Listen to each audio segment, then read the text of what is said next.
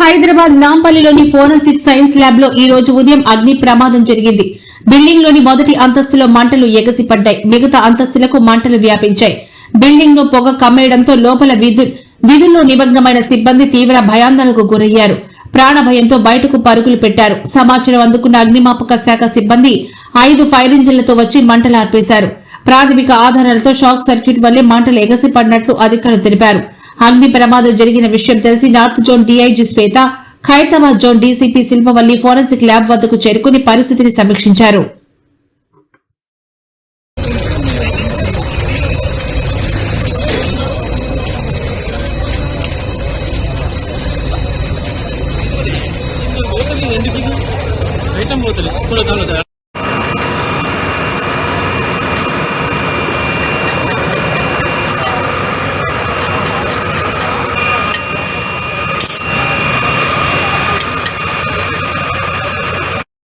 పరిధిలోని state effectual building లో మనకు సుమారు 10:30 ప్రాంతంలో చిన్న స్మోక్ రావడం గమనించారు.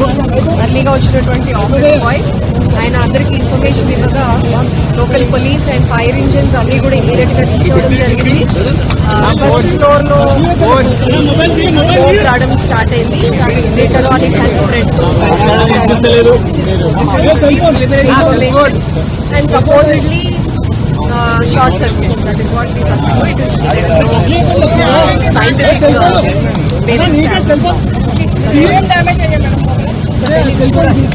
మేడం కేసులకు సంబంధించిన ఆధారాలన్నీ సాక్ష్యాలన్నీ ఇక్కడే ఉంటాయి కదా, అదేమన్నా సేఫ్ గా ఉన్నట్టే మనకు గుర్తించాలి.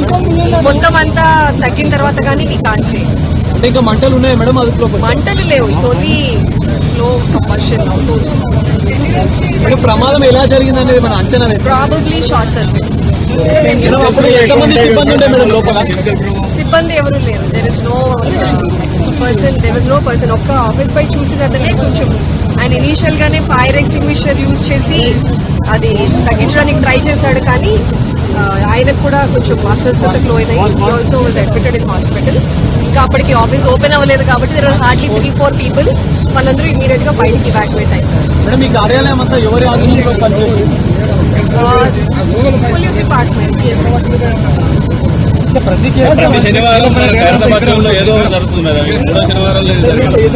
ఇంకా అట్లా అనుకుంటే రోజు ఏదో ఒకటి జరుగుతుంది కానీ things happen. There are accidents.